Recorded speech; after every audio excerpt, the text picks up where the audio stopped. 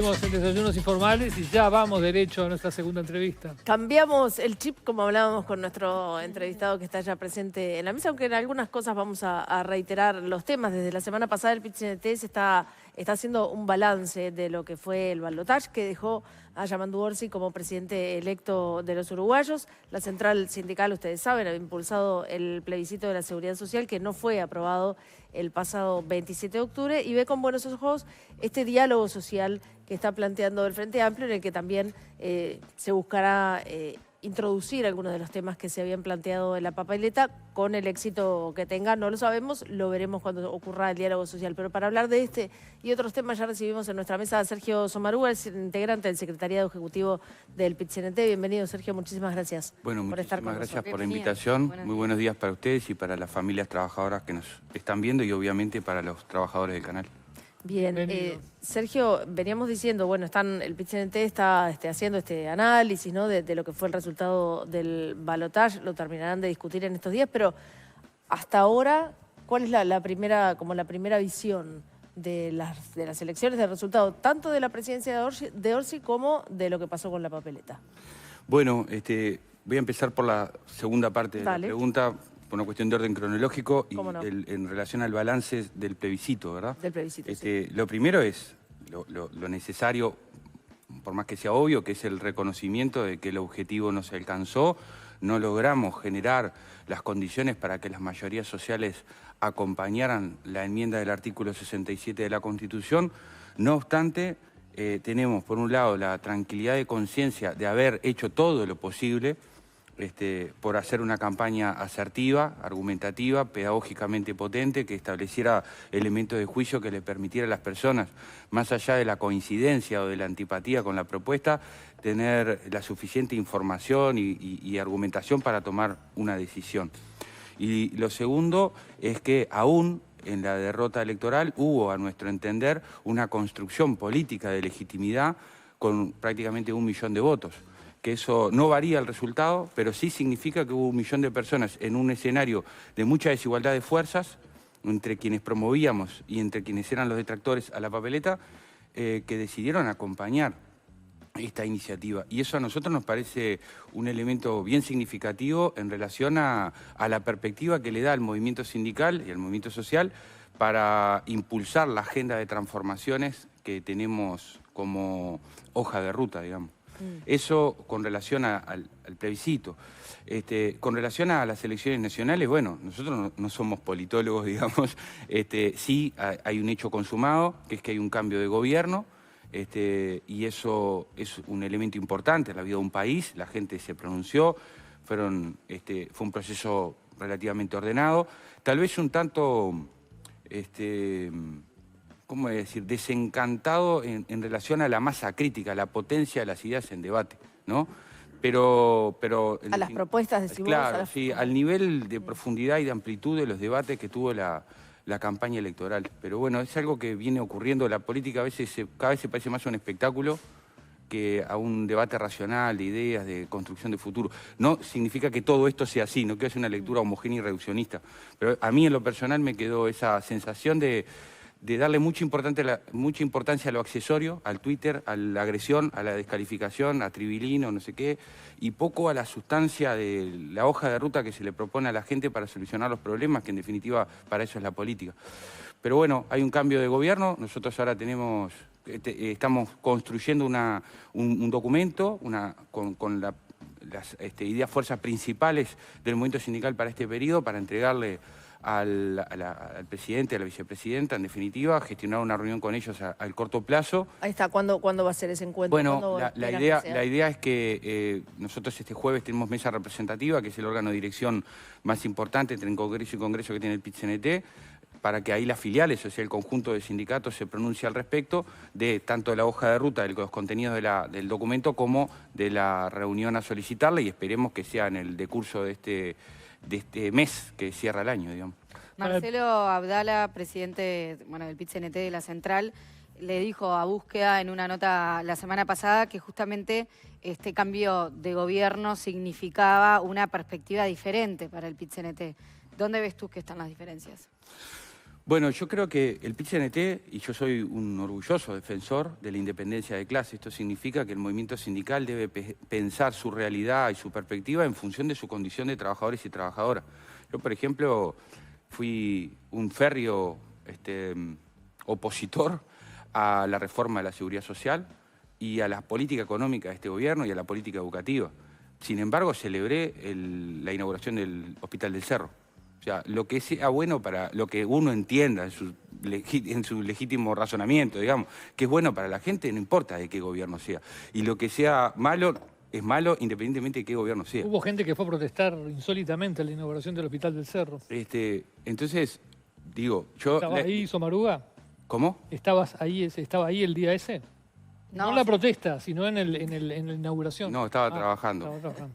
Estaba trabajando. No, porque realmente es como un punto central, ¿no? Qué difícil es a veces es un país donde cosas que son evidentemente buenas generan que haya gente que critique. Bueno, la libertad de expresión Sí, obvio, eso está una contado. cosa que estamos todos de acuerdo. Después hay que ver la libertad de pensamiento de la que debería de venir la libertad de expresión para que sea significativa. Hay que ver qué pensamientos están atrás de esa libertad de expresión para ver qué potencia tiene ese planteo crítico, digamos. Pero bueno, vuelvo a lo anterior. Defendemos la independencia de clase y eso hace que tengamos también una mirada desde esa independencia muy crítica de lo que fue el gobierno que está en curso, ¿no? Muy crítica porque a nuestro entender y por lo que transmiten los datos objetivos de la realidad nacional, se profundizó la desigualdad, ¿no? Creció la pobreza infantil, creció la cantidad de gente que trabajando gana 25.000 pesos por mes, creció la informalidad, creció el desempleo, no se cumplieron con las metas en materias educativas. ¿El desempleo creció? Sí, el desempleo creció, ¿no? El desempleo está en un 8,4%, o sea, permaneció prácticamente estático, tuvo movimientos de crecimiento y Pasa de que descenso, subió el empleo, ¿no? 2 puntos, Claro. subió O sea, 2 puntos. al subir el empleo también Claro. la gente busca trabajo.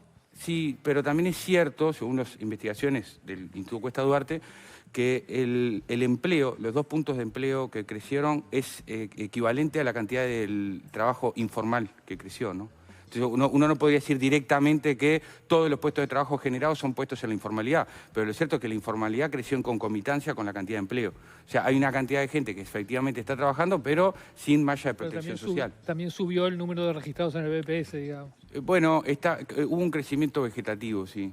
No hubo un cambio de tendencia, ¿no? No hubo un cambio de tendencia. No, tenemos unos 300.000 personas, 350.000 personas en la informalidad, ¿no? Y hay un 22% de personas en su registro, sin registrar. Ahora, el tema perdón, sí. no, y después otras situaciones que estamos hablando del balance del gobierno, ¿no? Sí, de las perspectivas diferentes que Abdala planteaba como cambio yo en el vínculo. lo que creo es que este gobierno, a los efectos de nuestro análisis de la independencia de clase, como familia, como trabajadores y trabajadoras, no fue un gobierno que generó cambios positivos, ni en legislación del trabajo, ni en materia de empleo. El desempleo juvenil sigue triplicando el desempleo promedio. Cuando lo evaluás en función de las personas de 39 a 45 años, es 9 meses mayor. 9 meses mayor. Pero eso era antes también, como la cantidad de gente que gana menos de 25.000. Bueno, pero supone que los gobiernos... Bueno, Vienen no, para la mejorar. cantidad de gente que ganaba los 25.000 pesitas son 100.000 más, ¿no? Que en 2019. No es la misma cantidad. Pero se supone Pero el problema que los estaba, gobiernos... ¿no? Sí, sin lugar a dudas, pero una cosa es una gotera, otra cosa es un agujero en el techo. O sea, se agranda el problema, a eso voy. Yo no digo que este gobierno sea el origen de todos los males. Estoy diciendo que los gobiernos vienen para solucionar problemas. Si terminan los gobiernos y esos problemas para la gente concreta, común y corriente siguen estando o se ampliaron, bueno, el gobierno no deja un balance positivo. Eso no quiere decir que yo después no pueda valorar positivamente el Hospital del Cerro, que me parece una cosa genial. Pero cuando miro todo el esquema general, digo, a los trabajadores, a las trabajadoras les generó una vida mejor, hay más trabajo, hay más salario, hay mejor educación, hay mejor salud. Lo que plantean desde el oficialismo en este sentido es que 25.000 pesos es mejor que cero y que esto forma parte de una reactivación a nivel económico y laboral post pandemia y post pérdida de trabajo de los 50.000 puestos de trabajo que perdió en el último gobierno el Frente Amplio. Toda esa cadena sucesiva de acontecimientos, principalmente la pandemia, pone en jaque la inmediata calidad del trabajo y se supone, de acuerdo a lo que explican desde el oficialismo, que esto es parte de un proceso que empieza, que es mejor que cero y que debe continuar.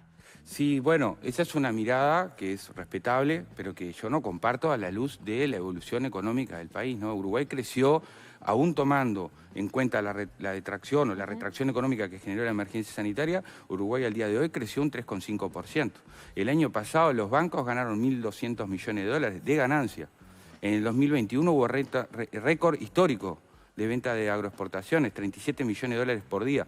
Al año siguiente, 2022, segundo año consecutivo de récord de venta del agronegocio, con 33 millones de dólares por día, ¿no? Es decir, Uruguay no es un país pobre, Uruguay tiene un problema que ha distribuido de forma desigual ese crecimiento. Esto lo ha dicho consultoras privadas como Exante, que cuando hacen el análisis del periodo dicen que solo el 10% de la sociedad generó mejoras en sus ingresos y el 90% restante no le pasó eso, lo perdió. Y hay un estudio de la Universidad de la República, elaborado por el IECON, que establece claramente que la transferencia de ingresos de las familias trabajadoras hacia los sectores concentrados están en torno a los 4.000 millones de dólares. Entonces, este proceso de empobrecimiento y de crecimiento de la desigualdad se da al mismo tiempo que hubo un crecimiento económico. O sea, si Uruguay estuviera en una situación de crisis generalizada, esta situación yo la entendería y hasta diría, es razonable, no se puede esperar otra cosa. El asunto es, ante un panorama económico como el que ha tenido Uruguay, ¿no era esperable otra cosa? Porque claro, yo, y esto lo digo sin envidia ninguna, porque a veces te dice, qué envidioso, no viene por ahí.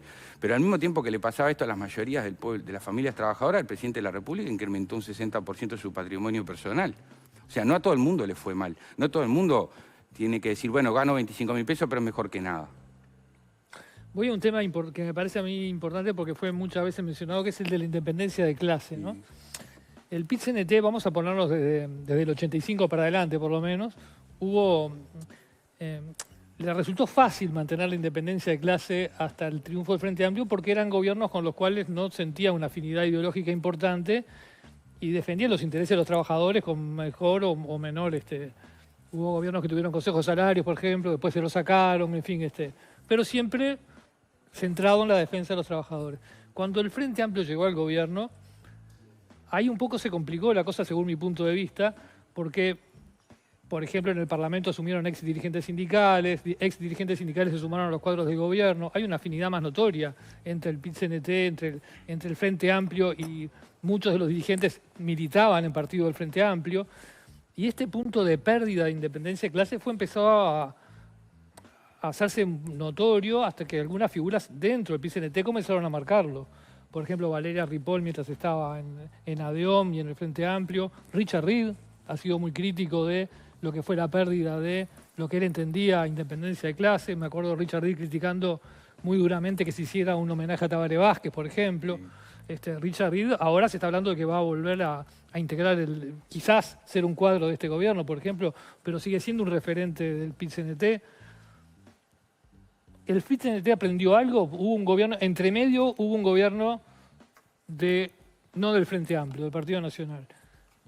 Vuelve el Frente Amplio. ¿El PIT-CNT aprendió algo de esto que pasó? ¿Está de acuerdo con ese análisis de que se perdió un poco de independencia de clase, que hay que cuidarla?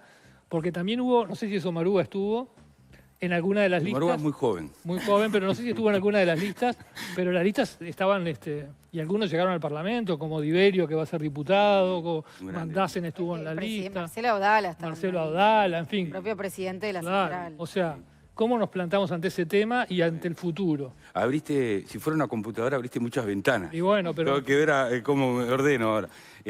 No, yo no integré ninguna lista, eso es público, lo pueden constatar además, pero no tengo aversión, ni prejuicios, ni elementos de juicio contrarios a que trabajadores y trabajadoras integren listas y eventualmente dejen de representar a su sindicato o al PIT-CNT y pasen a ocupar cargos selectivos, porque en definitiva no hay ciudadanos A y ciudadanos B, ¿no?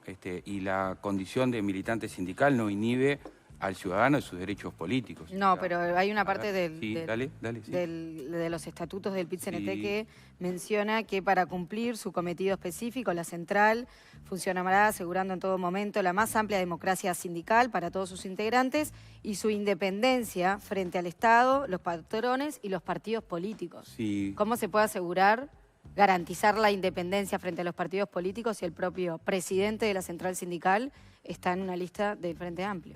Bueno, porque la independencia la garantiza la democracia sindical y el colectivo sindical votando a sus dirigentes. Pero no y con perfora para elementos ti. Bueno, yo no integro ninguna lista, ¿no? Pero yo no creo que sea demonizable o que genere de suyo que una persona integre una lista, la convierta en un autómata de ese partido o de esa lista. No creo. Eso No, porque yo me cuestiono si no perfora el espíritu de una independencia partidaria cuando formas parte de la lista. Y está bien tu pregunta. Yo también me la hago, pero trato de entender que es compleja la realidad, ¿no? Y que lo que establece el estatuto de la convención del PIT-CNT es que como dirigente sindical no puedo usar mi condición de dirigente sindical para hacer carrera política, ¿no? O para promocionarme, ¿no? La independencia de clase es una construcción colectiva, no es individual, es una construcción colectiva y se defiende colectivamente. Con respecto a... Ya aprendimos. Yo creo que el movimiento sindical, la independencia de clase siempre está en tensión. Creo que hay sectores dentro del movimiento sindical que son más proclives a tener determinadas afinidades y otros que no. No se puede analizar el movimiento sindical como una homogeneidad. Y hay que ver el peso de cada una de esas corrientes para ver qué tanta independencia de clase en el ejercicio concreto después de la práctica sindical hay, ¿verdad? Pero creo que el movimiento sindical, aún bajo los gobiernos progresistas, tuvo una actitud y una práctica de independencia también, ¿no? Es decir, yo también estuve en contra de hacerle el homenaje al presidente Tabaré Vázquez, y no porque no se mereciera un homenaje, sino porque no me parecía el tiempo para un presidente en ejercicio y no me parecía que lo hiciera el PIT-CNT, ¿no? Y también lo cuestioné. Ahora, también al gobierno del Frente Amplio le hicimos más paros que al gobierno de la calle. Eso también es un hecho, también hay que ponerlo en esto de complejizar el análisis, ¿no? Y eso también es un dato de la realidad. Es decir, cuando analizamos la independencia de clase hay que poner todos los componentes. Después, yo respeto el pensamiento de todo el mundo, sinceramente. Ahora, fíjate, Valeria Ripoll habla de independencia de clase y hizo carrera política siendo la presidenta de la Federación Nacional de Municipales, ¿no? Y esto es un hecho. Richard Reed es actualmente integrante de la FUEB, no dejó de ser integrante de la FUEB, y estuvo en una lista de un sector mayoritario del Frente Amplio recientemente. Entonces, a veces también esto que dice Foucault, ¿no? El beneficio locutor. O sea, yo hablo de lo que está mal y parece que eso que señalo como lo que está mal automáticamente me deja bien en el lugar bueno. Y bueno, no, si vos decís la independencia de clase y acusás a otro de que no tiene independencia de clase y después vos hacés lo mismo que hace el otro... Bueno, eso cuestiona... Pero eso no invalida el argumento, ¿no? No invalida el argumento, pero como tú los mencionaste... Por ejemplo, yo no estuve en ninguna lista y pienso que perdieron independencia de clase. Sí, pero eso está dentro del pensamiento y la reflexión, está bien. Pero yo lo problematizo. No quiero decir que usted se equivocado, lo estoy problematizando en términos de reflexión. Y lo otro que quiero problematizar y termino es lo siguiente. Vos fíjate que al movimiento sindical, y esto no es una defensa corporativa, disculpen si parece eso, pero siempre se lo interpela porque algunos integrantes, como Daniel, por ejemplo, un compañerazo, un trabajador excelente, Diverio me refiero, ¿no? Sí, otros compañeros y compañeras, pero Daniel lo conozco, es un tipazo, pasan a integrar el Parlamento. Ahora, cuando un cuadro de la Asociación de Bancos pasa a integrar el Banco Central, como pasó, o cuando un representante de la Asociación Rural pasa a presidir un ministerio, o cuando algún empresario multinacional, de los tipos como Sartori, pasa a ocupar un lugar en el Parlamento, ahí no hay problema, es como que hay una... Con Sartori hubo bastantes problemas. Bueno, sí, pero no por esa condición, ¿no? No por esa condición, por otras. Por ejemplo, ser omiso a mandatos institucionales que se dan con respecto a la política de transparencia. Ahora, o a prometer cosas que después no cumplió. Pero a lo que voy es, yo creo que hay un sesgo que naturaliza, por un lado, que cargos gremiales, que no dejan de ser cargos gremiales, pero al lado de empresarial, puedan sí ocupar cargos de gobierno, listas y tener ejercicio de gobierno, y es como, está bien, pero cuando lo hace un trabajador está mal. Lo que pasa es que el estatuto es lo que lo prohíbe acá. Yo voy al estatuto. Yo no sé si los empresarios tienen un estatuto que los inhiba. Acá literalmente están inhibidos. No, pero ¿sabes qué? Yo, mirá que soy un defensor realmente acérrimo. No soy el único ni el más defensor, soy uno más, pero soy un defensor de la independencia de clase y el estatuto no prohíbe no prohíbe que un trabajador integre una lista, No, ni no que- lo prohíbe. no lo prohíbe. No usa la palabra prohibir, No lo pero como prohíbe. recién leímos, habla de La independencia de garantizar clase. independencia de los partidos Sí, políticos. Digo, sí. eso se rompe Pero si hay yo- una... Bueno, yo no creo que Bueno, se rompa puede ser por eso. relativo, pero... No creo que se rompa por eso. Entiendo tu punto, yo realmente no entiendo que se rompa por eso. Se rompe cuando, por ejemplo, el movimiento sindical abdica de determinada posición para quedar bien con un gobierno o no cumple con sus fines y objetivos, Claro. o no defiende un trabajador, no defiende una trabajadora embarazada que la despiden de una empresa pública, como pasó en Alur, porque el gobierno del Frente Amplio. Y el movimiento sindical no hizo eso, defendió a la trabajadora. No sé si... No, está bien, que quedó claro. Quedó Sergio, aguardamos el documento que están Sí. preparando para presentarle al gobierno electo y volveremos a conversar cuando Cómo haya no. más novedades. Bueno, Te mucho agradezco gusto. amable. No, Muchas gracias. Muy amable ustedes también. Muchas mucho gusto. gracias. Ahora, vamos a una tanda, Vamos ¿les a una parece? tanda, sí. Vamos a una tanda, ya volvemos con más desayunos informados.